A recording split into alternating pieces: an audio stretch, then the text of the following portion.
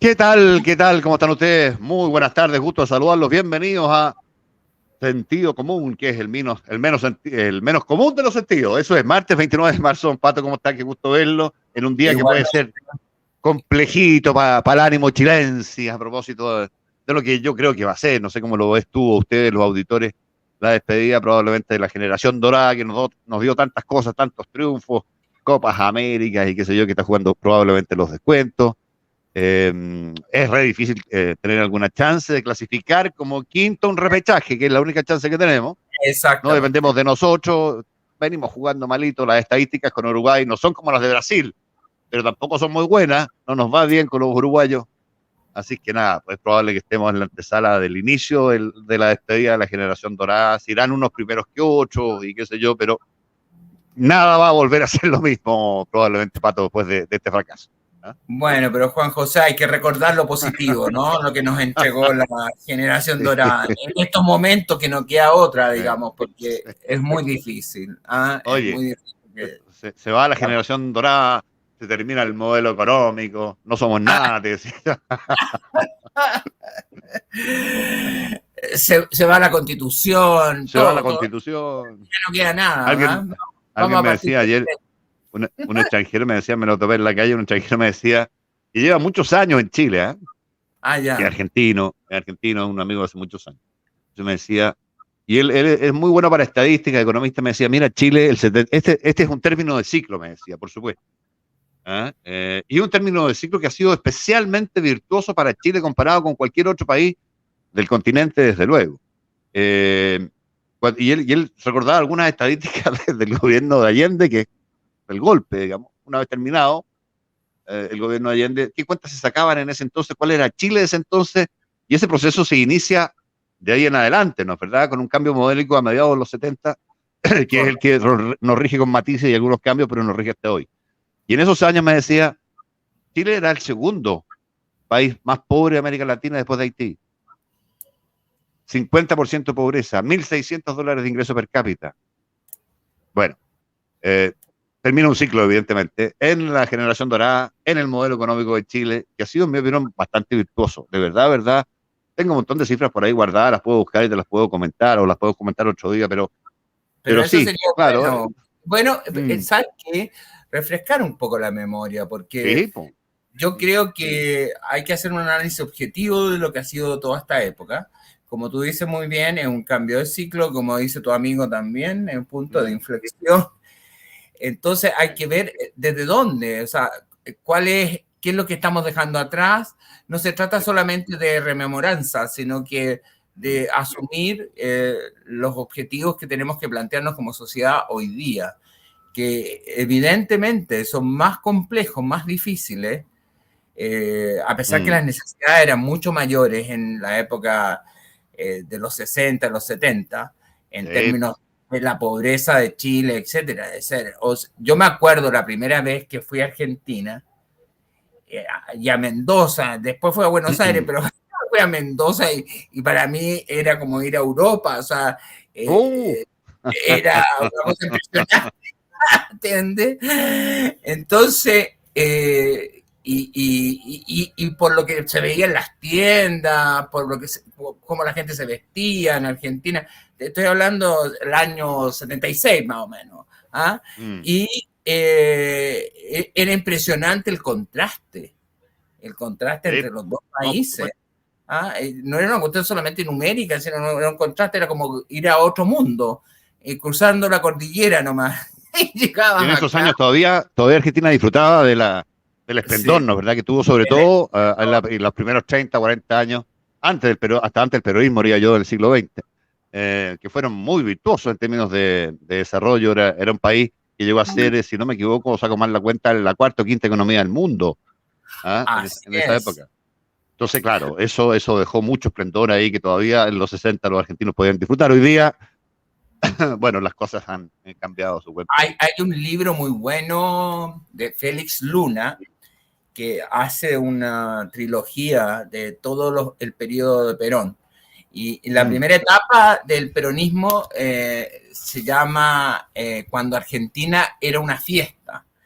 Y sí, tienen una fiesta más o menos del 46, 47 hasta el 51, 52, hasta que muere Evita. Entonces, esa etapa, Félix Luna la denomina cuando en Argentina era una fiesta.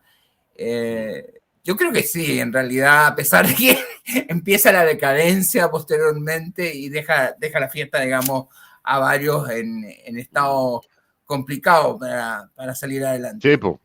El 55 fue el golpe ahí, un golpe sobre La Paz, tuvo como foco el ataque de la aviación naval, la Plaza de Mayo.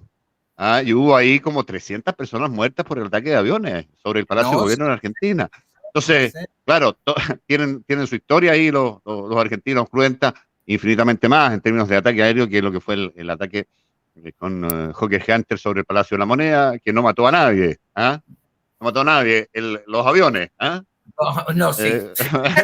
Después se fueron produciendo algunas cosas. Sí. No es para reírse, evidentemente, es una situación muy dramática la que vivieron uno y otro país, ya han vivido más de alguna vez en su historia. Los argentinos han tenido muchos más golpes, particularmente en el siglo XX, interrupciones de su vida democrática que nosotros los chilenos, pero nada, yo creo que efectivamente, como se ven las cosas, estamos de cara o de frente, Pato, a un término de ciclo que ojalá sea lo más virtuoso posible el que se inicia. No da esa impresión, porque la vara, además, entre otras cosas, está muy alta, ¿no? Y por eso voy a buscar por ahí, te voy a traer en estos días algún listado de cifras re interesantes comparando con lo que era el Chile. Ya no te quiero decir del 70, pero sí de los 80 y lo que llegó a ser el 2019, perfecto, el 2018, 2020. Sería muy interesante. Con todo tipo de indicadores, en materia de gasto en salud, de gasto en educación, de mortalidad infantil, que tienen tesitura más sanitaria también, de expectativas de vida, de un montón de cuestiones que te dan cuenta de lo que significa la aplicación de un modelo virtuoso y los efectos, por ende, también virtuosos que tiene sobre una sociedad versus otros modelos. Chile era un país muy pobre, muy mediocre, era de los últimos en la tabla, como decía yo hace un rato, el 73 estábamos al final, digamos. Pero antes de eso, y costó mucho a los militares convencerlos de cambiar el modelo, eran corporativistas, como éramos todos, como eran todos los chilenos de la época, ¿no? Y confiaban en que el precio del cobre estuviera lo más alto posible y los subsidios y el modelo de sustitución de importaciones, que fue lo que mantuvo a Chile en la mediocridad de la tabla de América Latina durante tantos años, tantas décadas. Y en general los militares siempre han sido corporativistas, o sea, siempre, es decir, es casi parte de su propia estructura mental y de su propia lógica. Por lo tanto, el ladrillo, como se llamó en su momento, y que significó toda esta revolución neoliberal y que tiene, como siempre, nosotros somos un país que experimentamos cosas, experimentamos un gobierno socialista de Allende, marxista, elegido democráticamente, después un golpe de Estado con una revolución neoliberal que se anticipa a Thatcher y a Ronald Reagan en otros países que se llevan a cabo reformas de esa naturaleza. Es decir, y ahora, bueno, nosotros también estamos experimentando, así que con una convención muy sui generis, que, bueno, por lo menos no innovó en términos del presidente. La comisión política la dejó igual. Dijo que en algunas cosas había que cambiar, pero en otras no. Yo me pregunto una sola cosa, te dejo la palabra y el análisis a ti, Pato, pero una sola cosa. Yo no sé quién los mandató, quién les pidió, en qué lista estaba esto de cambiar el sistema político y poner eventualmente un vicepresidente y un jefe de ministro, que al final lograron el acuerdo, porque era bastante fácil llegar al acuerdo, que mejor que no. Dejemos al presidente nomás. Un presidencialismo, se dice, atenuado, víctima o cediendo espacios a esta Cámara Plurinacional, en términos de iniciativa en una serie de cosas que hoy día tienen prohibida, pero lo hacen de facto los parlamentarios, que es tomar iniciativa con firma del 25% de los parlamentarios, más un informe técnico, en materias tributarias, en materias de gasto público, en materias de seguridad social, una serie de otras cuestiones. Entonces, bueno, estaba leyendo un mensaje que mandaba alguien ahí recién. A mí me parece que ese tipo de cosas no estaban, Pato, en la cabeza de nadie a la hora de fomentar o de votar que se aprobara el inicio de un proceso constituyente. Y por ende a mí me parece muy sorprendente, como tampoco estaba esta otra cuestión que es muy sorprendente, no sé cómo lo lees tú, de reemplazar un puesto ejecutivo en materia de persecución penal, como es el fiscal nacional, no, eso... por un grupo colegiado, 7. variopinto en su origen, poco ejecutivo. Fíjate, déjame leerte cortito. Sí, Lo que favor. dice un ex fiscal nacional, que es Saba Chaguán, yo lo conozco muchísimo, no lo veo hace muchos años, pero era compañero de curso del colegio, Saba Chaguán, el ex fiscal nacional, ¿qué dice respecto de esto? A ver, cuéntame. Dice, es delirante, porque en ninguna parte del mundo las fiscalías exitosas, del mundo hay fiscalías exitosas cuyo órgano sea colegiado a la cabeza de un organismo que tiene mucho de gestión, dice, y de decisiones que tienen que ser rápidas. En el fondo se va a diluir la responsabilidad y va a ser como Fuente Ovejuna, ¿ah? Cuando haya un problema, todos lo hicieron, por ende nadie lo hizo. Y sigue Sabas con una serie de consideraciones respecto a lo que se ha hecho, que tampoco estaba en las peticiones de nadie, cambiar al fiscal nacional, porque hay mucha crítica respecto a lo que ha hecho desde algún sector el fiscal Abbott. Pero ¿qué tiene que ver la gestión de un fiscal nacional con la figura del fiscal nacional? Y cambiar por esa mala gestión evaluada desde un sector político una constitución en esta materia. Es que yo creo que no hubo ni siquiera un letrero en la Plaza Italia, para decirlo de alguna manera, en esta marcha tan multitudinaria que se produjo después del 18 de octubre, que se pidiera la salida del fiscal, por ejemplo. O sea, sinceramente, las demandas van por otro lado. Ahora, ¿a qué es lo que apunta aquí, básicamente? Yo creo que claramente en el caso de la reforma del sistema judicial y el mismo enfoque de sistema judicial, no colocando una pirámide en la cual la Corte Suprema está arriba, yo creo que lo que apuesta es básicamente a la politización del sistema judicial y a la captura de los jueces de acuerdo a la sentencia y de acuerdo a las orientaciones de los gobiernos de turno. Eso no me cabe la menor duda. Y estamos asumiendo que esto es lo que ha pasado en los países, que se aplica incluso la designación o la elección de jueces a través de ciertos mecanismos electorales, digamos, que participan funcionarios del Ministerio Público o jueces, etc. Evidentemente la sentencia de los jueces, porque esa es la necesidad de que haya este fuero, esta inviolabilidad. Inviolabilidad, sí. Esa es la palabra. Justamente para que sean autónomas las decisiones. Entonces yo creo que este consejo de 7 personas, compuesta de manera bastante heterogénea y diversa, que se va a mantener como un discurso que se está democratizando la justicia. Eso es lo que se va a plantear. Eso es lo que... Ese va a ser el discurso que justifica esta reforma. Y por otro lado, entonces, ahí vemos claramente una intención de politizar al Poder Judicial.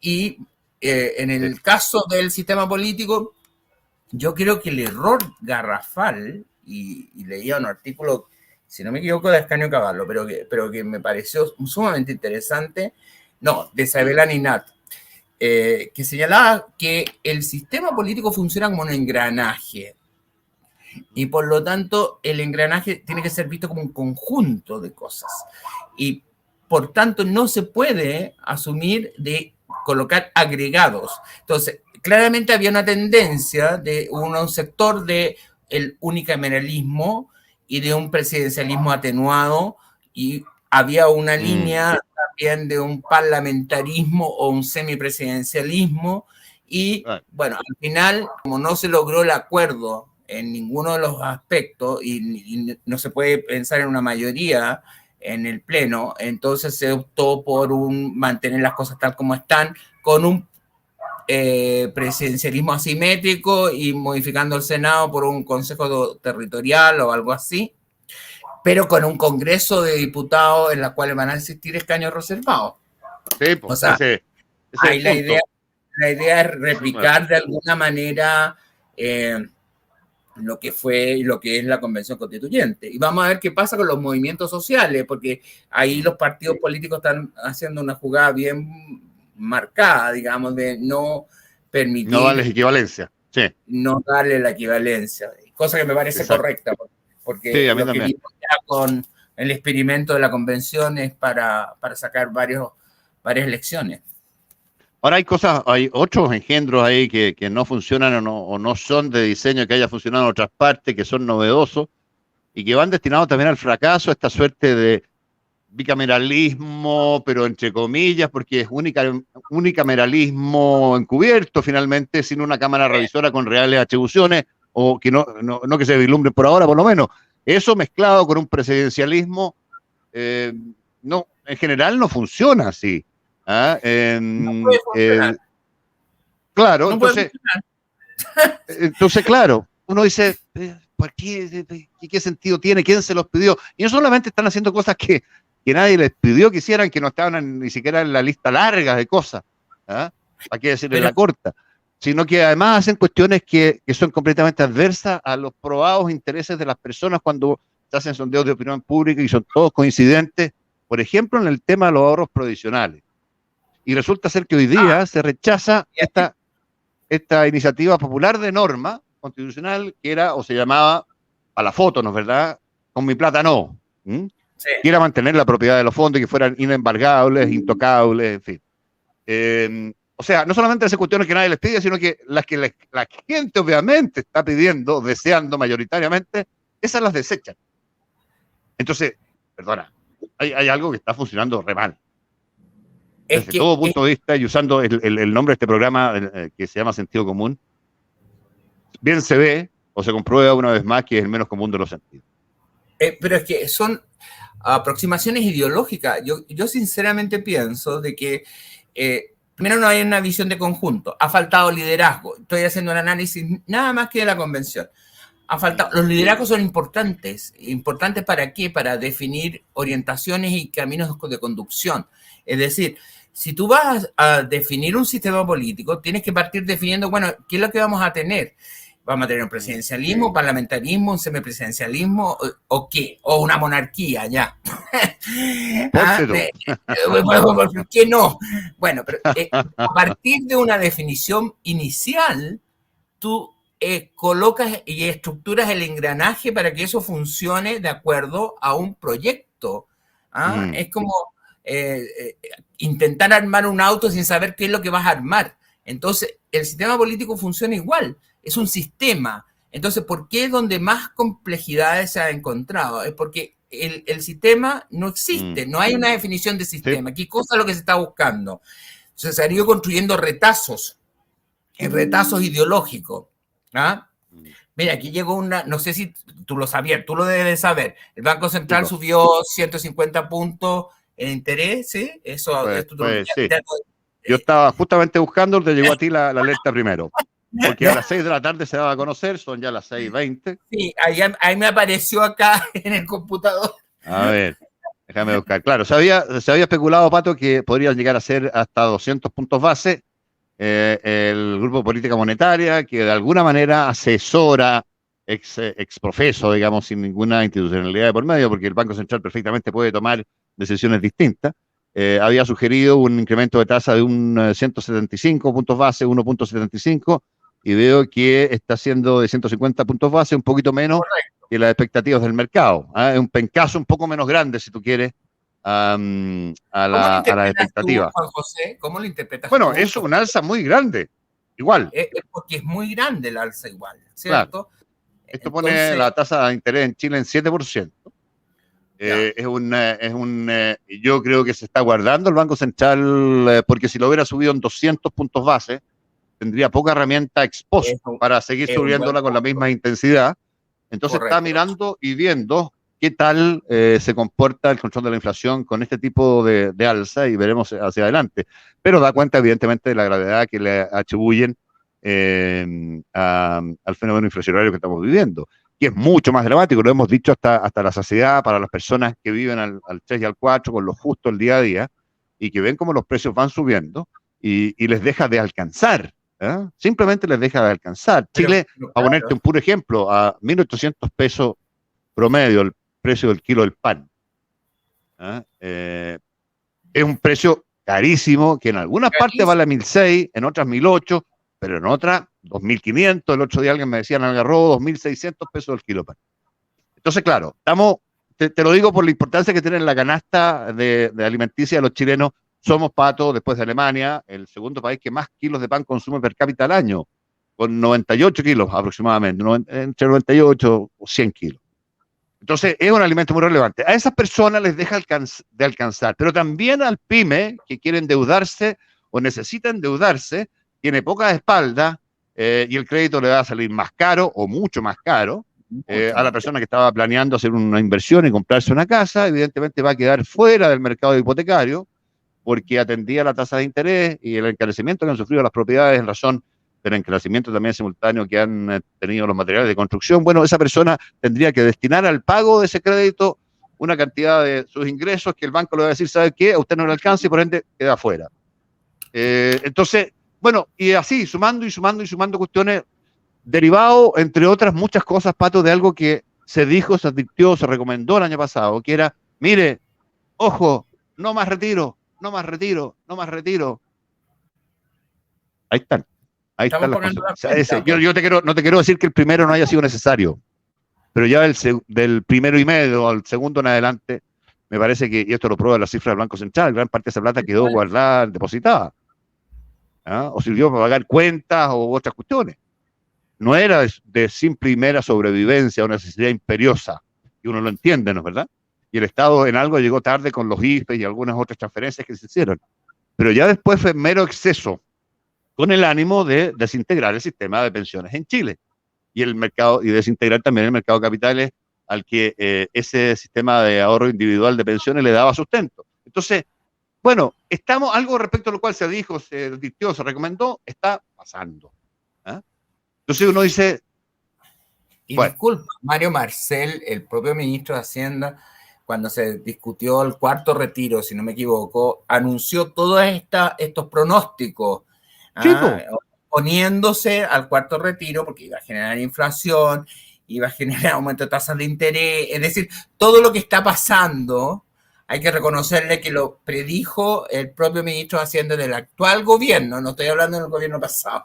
Entonces, estamos reaccionando y se está encareciendo la vida de un país que no es menor, a diferencia de Argentina, que no estaba acostumbrado a la inflación, es decir, ya llevábamos muchos años en que no conocíamos esta situación de elevación de precios así en forma casi, no diría espontánea, pero sí dramáticamente hace muchos años.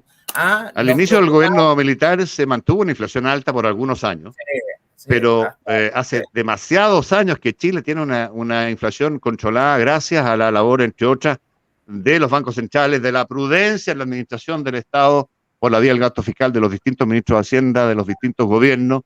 Fíjate que en el gobierno de Allende, yo que hacía la comparación al inicio, teníamos cifras de inflación de 3 dígitos, ya no de 2, de 3 dígitos. Íbamos galopando hacia 4 dígitos de inflación.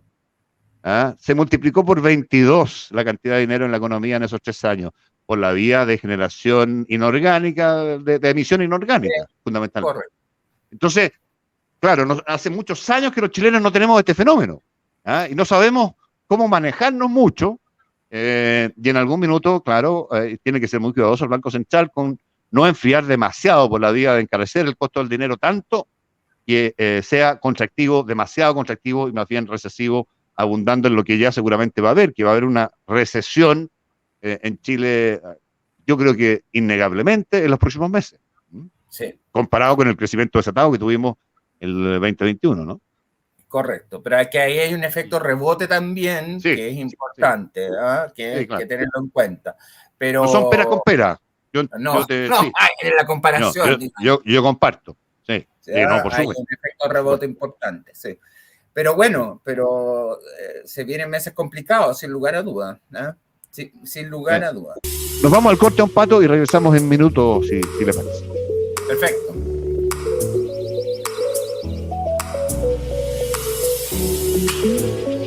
Siga con nosotros, Canal 31, lo que todos queremos ver.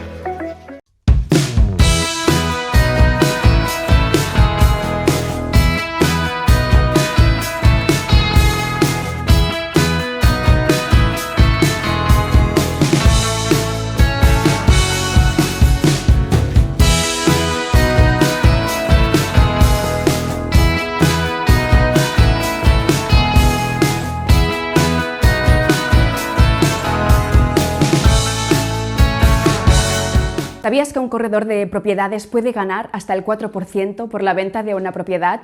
¿Te imaginas hacer esta actividad comercial en tu propio horario y ganar tus propias comisiones? Atento a esto. Si vendes una propiedad de 100 millones de pesos, podrías llegar a ganar hasta una comisión de 4 millones. Para más información, contáctanos en el teléfono 232 100 084 o visita www.colegioinmobiliario.com.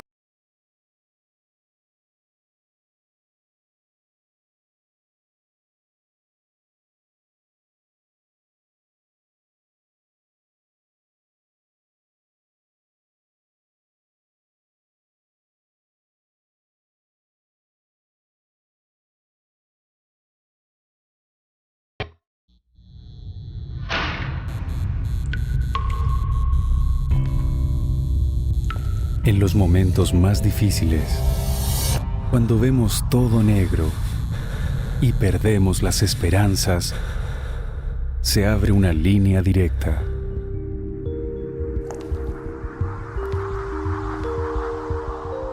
Llámanos.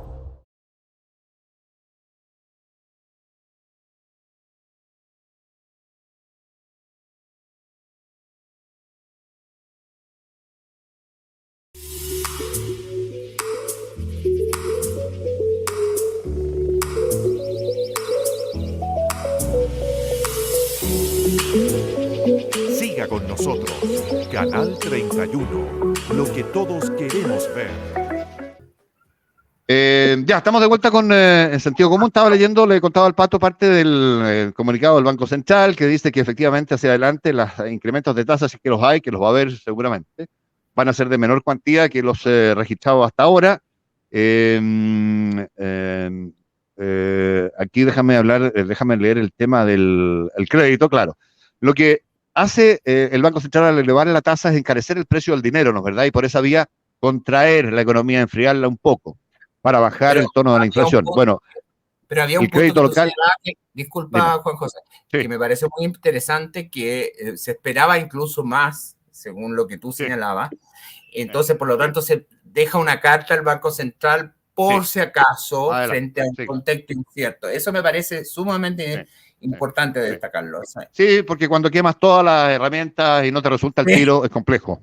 ¿Ah? Es complejo. Entonces, lo que le pasó a en Ucrania. No, pero es que te iba a decir, déjame cortito respecto al crédito. Dice, el crédito local conserva un bajo dinamismo, con flujos de colocaciones que se han desacelerado en lo más reciente, dice, lo anterior en un contexto que las tasas de interés de mercado de corto plazo han seguido aumentando, coherente con la transmisión de una política monetaria más contractiva, dado el escenario de mayor inflación. O sea, está diciendo el Banco Central en su propio comunicado que han tenido éxito. Claro. Que las tasas de mercado han ido reflejando el incremento de las tasas de interés del central, que no tienen otra manera además de funcionar, porque no es obligación, pero funciona así. Tú puedes cobrar la tasa que tú quieras, con límites hacia arriba, pero no hacia abajo. Bueno, y a propósito de Ucrania, dice que la invasión a Ucrania ha elevado la incertidumbre de forma significativa y ha intensificado el aumento de los precios de las materias primas, especialmente de energía, alimentos y algunos metales, aunque señaló que, de todos modos, por ahora, las principales repercusiones económicas y financieras se han mantenido acotadas a los países directamente involucrados en el conflicto y sus vecinos. Yo no estoy tan de acuerdo.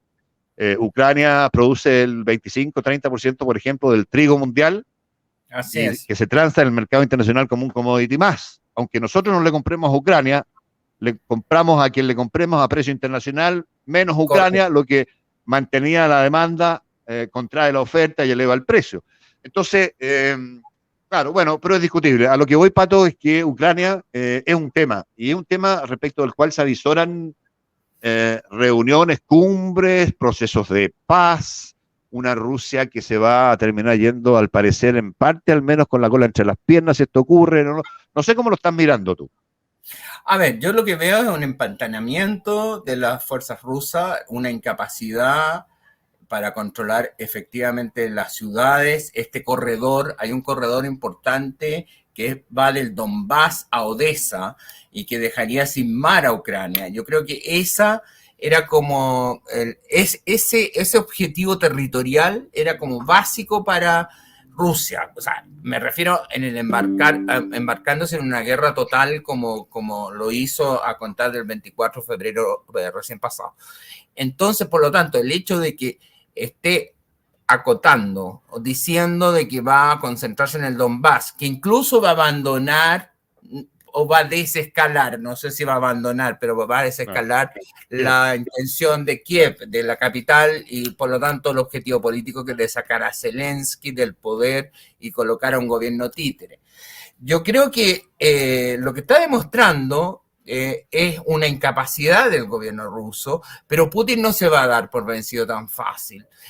Putin no puede, después de lo que actuó el 24 de febrero, si es que porque Putin tuvo dos estrategias que eran bastante evidentes.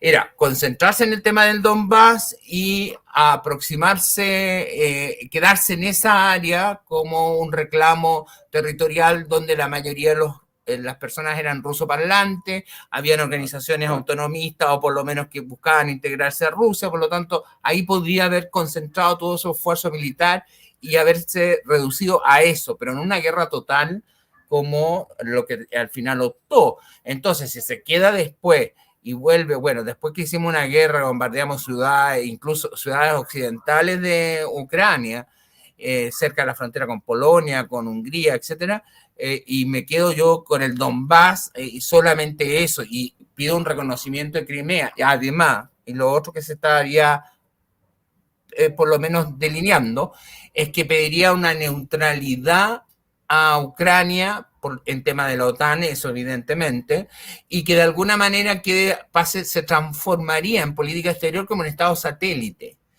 Entonces, una especie de finlandización. La finlandización, para no caer en latas, pero la finlandización Finlandia era un país independiente en la época de la Guerra Fría, pero sus decisiones de política exterior siempre eran consultadas con el Kremlin. A eso me refiero, es decir, era un país occidental, no había un régimen comunista, era un régimen, digamos, que estaba dentro de las democracias occidentales, pero en la política exterior de alguna manera era cooptada por la Unión Soviética en ese momento, y yo creo que lo que apuesta, al menos la propuesta de Putin, va a ser a algo parecido, o sea, una especie de finlandización de Ucrania, es decir, que la política exterior sea regida por el Kremlin. Y eso es inaceptable, porque ¿y qué es lo que está demostrando con eso, Juan José? Debilidad. Sí. Y que por lo tanto, y los ucranianos, mientras más tiempo pase, el tiempo favorece a los ucranianos. Había un historiador británico, ayer lo leí justamente, que decía una predicción, decía, Rusia va a perder la guerra, y la va a perder por el desastre económico que le va a generar las presiones que están ejerciendo los países occidentales.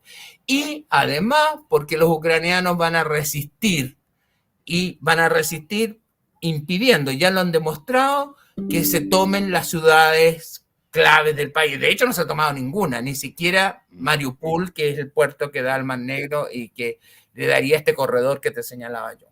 Me recuerda mucho el Holodomor, ¿te acuerdas del genocidio ucraniano producido por los rusos otrora, ¿no es cierto?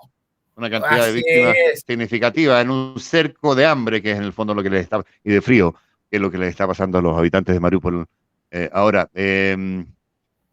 No, concuerdo contigo. Lo que sí creo yo que Putin está en problema en el sentido en que cuando ya inicias una muestra de debilidad de esta naturaleza, con inicio de conversaciones ya bilaterales avanzadas, atendido la posibilidad de que se mantenga no OTAN, vale decir neutral Ucrania, y anuclear sin potencial nuclear como condiciones, bueno, son pocas condiciones para un país vencedor, ¿no es verdad? Y veremos si hay entrega o no de soberanía en el Donbass o en alguna otra zona. Yo tengo muchas dudas que eso sea aceptable en las conversaciones de paz.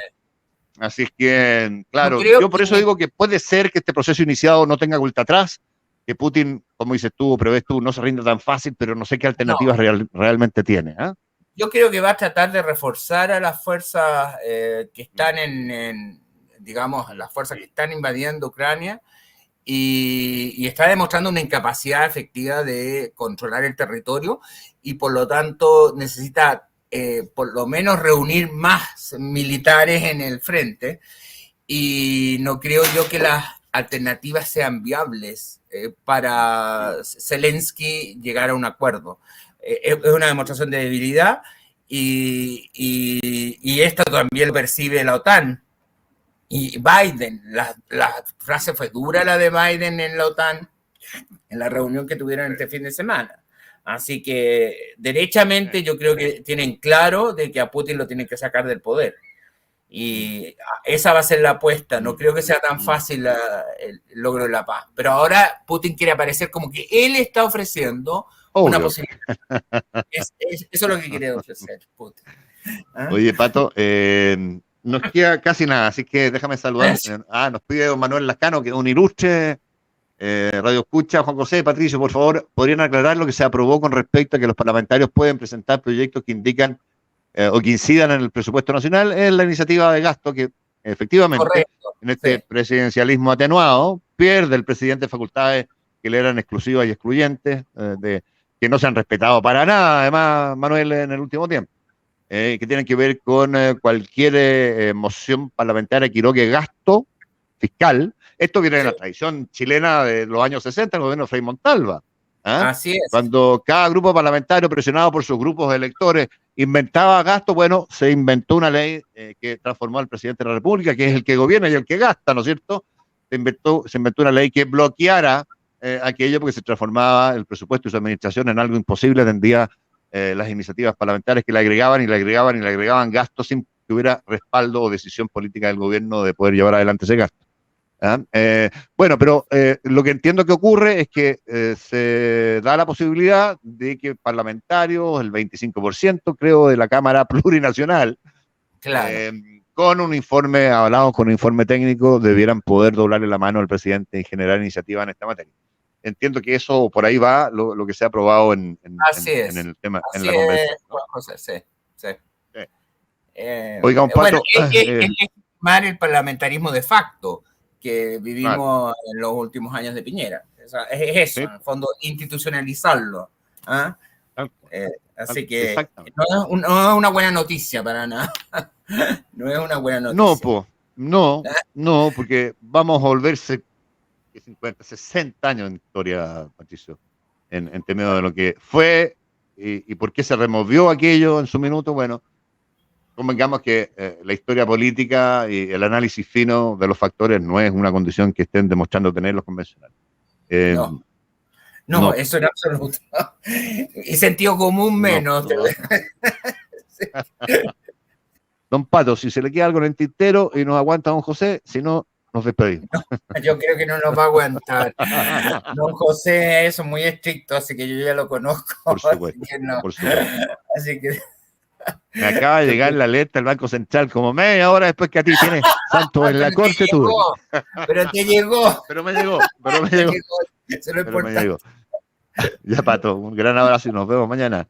Igualmente. Chao, que estés bien. Chao, José. Que estés bien. Chao, José.